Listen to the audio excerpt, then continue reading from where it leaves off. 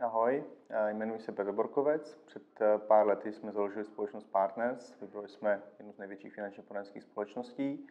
Před rokem a půl jsem založil společnost Brno Investment Group, BIG. Jejímž cílem je zakládat zajímavé startupové projekty, které mají za cíl změnit odvětví, které nás baví, ve kterých vidíme možnost přinést nějakou přidanou hodnotu.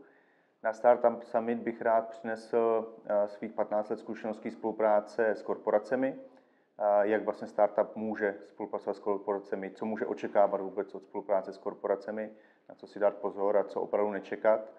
A věřím, že vás to může obohatit, tato zkušenost, a pomůže vám to ve vašem biznise. A to jak na straně korporací, tak na straně startupů. Těším se na setkání s vámi a mějte se hezky.